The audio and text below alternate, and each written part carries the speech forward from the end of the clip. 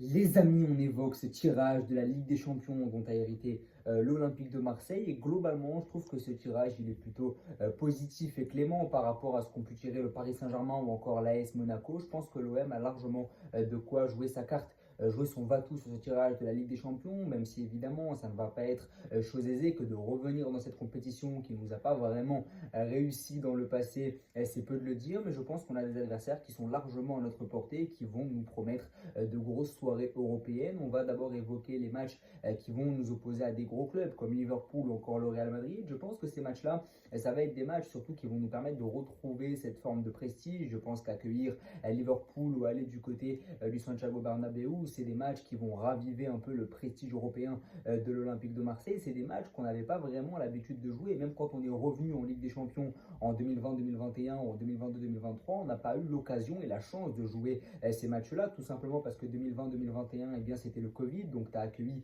Manchester City, mais dans un stade vide, forcément c'était un peu compliqué. Puis en 2022-2023, l'équipe très grosse de cette poule-là, c'était Tottenham. Et Tottenham, même si j'ai beaucoup de respect pour les Spurs, j'aurais aimé qu'on tire le Barça, le Real, pour avoir vraiment ce match-là de prestige. Donc sur les deux dernières fois où on s'est qualifié pour la Ligue des Champions, soit on n'avait pas de public, et si on enlève le public à l'Olympique de Marseille, bah, ça devient beaucoup plus difficile, il y a beaucoup moins d'engouement et on ôte un peu la racine de l'Olympique de Marseille. Puis en 2022-2023, on a eu ce groupe très homogène avec aussi pas mal de qualité, mais pas vraiment de grands noms dans ce groupe-là, bien sûr. Là, vraiment, on retrouve des oppositions de prestige et c'est ça qui va nous permettre, je pense, de progresser et de revenir un peu sur le devant de la scène en Europe, comme l'ont affirmé Benassia, Longoria, De Zerbi, cette volonté de faire retrouver à l'Olympique de Marseille ces grandes joutes européennes. Mais on va pas se mentir, sportivement, ça va pas être des matchs faciles à jouer. Alors le Real Madrid, ça peut être jouable selon le tirage au sort, je pense. Il y avait un consultant d'RMC hier qui le disait très bien. Il disait selon que tu vas jouer le Real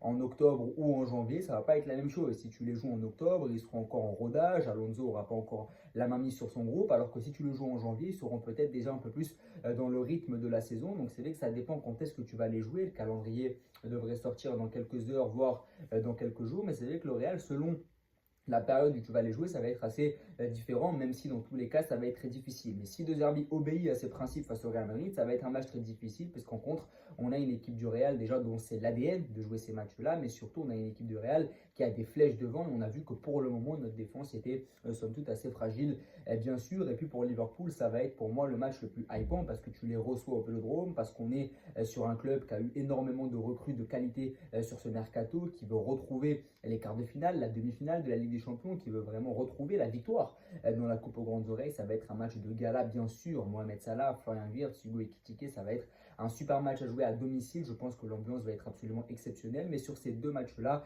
évidemment, sur le papier, on ne donne pas cher de la peau de l'Olympique de Marseille, même si je suis davantage optimiste sur le déplacement du côté du Santiago Bernabéu, pardon, parce que je pense que l'OM peut créer l'exploit. On a vu Lille le faire la saison passée face au Real Madrid. Je pense que l'Olympique de Marseille, si on arrive à jouer le Real Madrid en octobre ou en novembre, quand le système de Xabi Alonso sera encore en rodage, je pense que ça peut être tout à fait possible dans cette poule énorme avec 8 matchs à jouer, le Real qui va prendre le rythme tout doucement. Je pense que c'est largement jouable là aussi. Mais si De Zerbi va chercher haut comme il l'a fait depuis le début de la saison, forcément tu vas prendre des flèches derrière, parce que là, c'est pas les joueurs du PFC, c'est pas les joueurs du Stade Rennais, ça va être compliqué à assumer, bien sûr. Je pense que le match le plus difficile dans lequel tu es le plus susceptible de prendre la marée, c'est vraiment Liverpool, parce que Liverpool, c'est une équipe qui est en rouleau compresseur. Là où le Real se repose pour le moment, parce que Xabi Alonso n'a pas encore mis ses idées en place, mais là où le Real Madrid se repose encore, selon moi, sur ses individualités, là où Liverpool est une vraie machine à gagner. On parle également des matchs qui sont, selon moi, les plus importants, c'est les matchs à domicile contre des adversaires un peu plus prenables. On a par exemple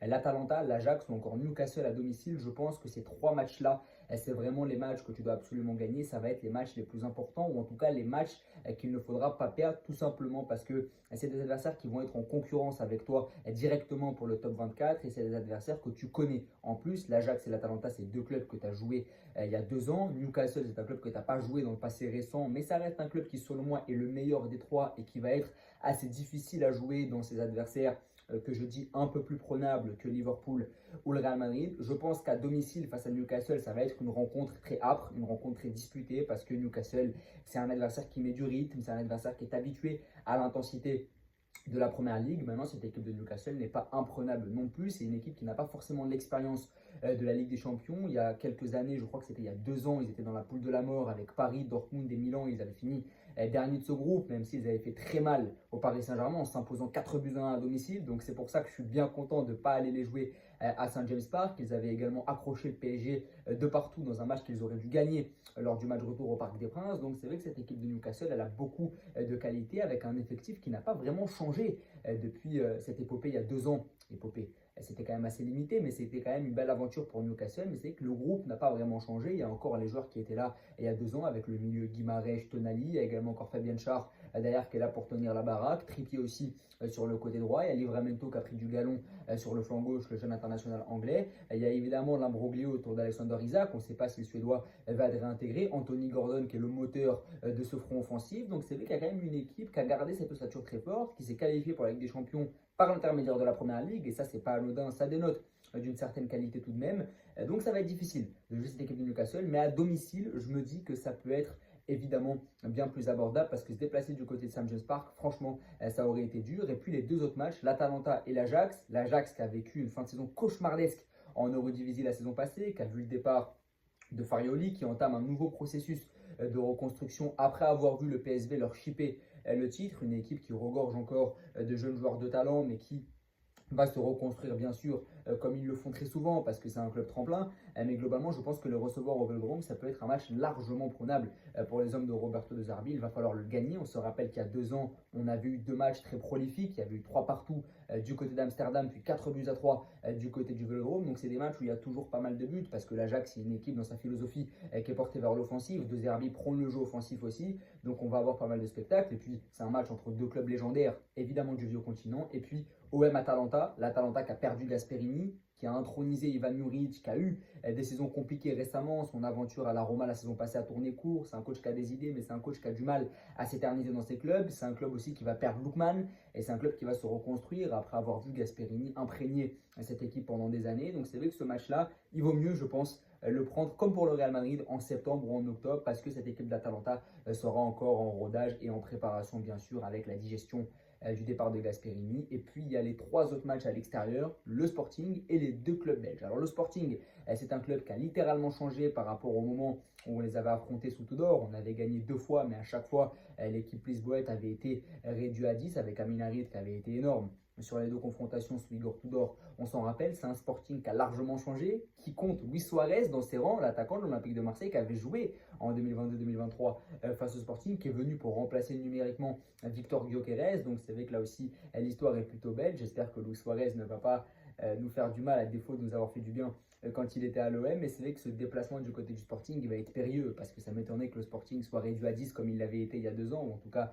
on aurait pas mal de chance. Mais cette équipe du Sporting elle est beaucoup plus forte qu'il y a 3 ans, tout simplement parce que cette équipe elle reste sur 2 titres de suite en championnat du Portugal. C'est une équipe qui a beaucoup progressé. Elle a aussi qui a perdu Amorim, mais qui l'a bien remplacé avec un coach qui était bien connu du côté du championnat du Portugal, qui coachait Guimarães jusque-là. Donc il y a une forme d'expérience, il n'y a pas eu vraiment à s'adapter. C'est le club numéro 1 en ce moment, le Sporting, du côté du Portugal. Donc c'est vrai que c'est un club qui va nous faire du mal quand on va aller se déplacer là-bas. Et puis surtout, historiquement, les clubs français ne gagnent que très rarement du côté du Portugal. Donc c'est un match un peu bourbier sur lequel je ne miserai pas vraiment. Selon moi, je miserai vraiment sur les 5 matchs que je vous ai cités, les 2 déplacements du côté de la Belgique, puis les 3 réceptions de l'Atalanta, de l'Ajax et de Newcastle. Je m'attends à avoir 3 défaites face au Real, Liverpool et au Sporting. Essayez d'avoir le match nul selon moi face à Newcastle et puis gagner les 4 autres matchs pour finir avec un total de 13 points. Et 13 points, tu passes largement dans le top 24. Et puis on conclut évidemment ce tour des matchs de l'Olympique de Marseille avec les 2 déplacements en Belgique qui ne vont pas être faciles à aborder, tout simplement parce que tu vas jouer le Club Bruges qui a éliminé Salzbourg puis qui a giflé littéralement les Rangers en barrage de la Ligue des Champions 6-0 sur le match retour en Belgique. Donc c'est une équipe qui dispose d'un vivier de grande qualité, même s'ils ont perdu Talbi, même s'ils sont en passe de perdre Ordonez qui devrait signer du côté de l'Olympique de Marseille. L'histoire serait folle et assez ironique là aussi, même si peut-être que le fait de tomber dans notre poule, ça les a un peu rebutés à l'idée de nous céder l'international équatorien. Mais c'est vrai que là aussi, cette équipe de Bruges, elle a pas mal de qualité, un gros vivier offensif, même s'ils ont perdu Talbi, ça reste quand même une équipe de qualité aussi. Puis la Saint-Gilloise, qui est basée à Bruxelles, qui est en constante progression depuis des années désormais, qui est en Europa League, qui a fait la Conference League aussi, qui a fini 3e du dernier championnat de Belgique et qui se retrouve maintenant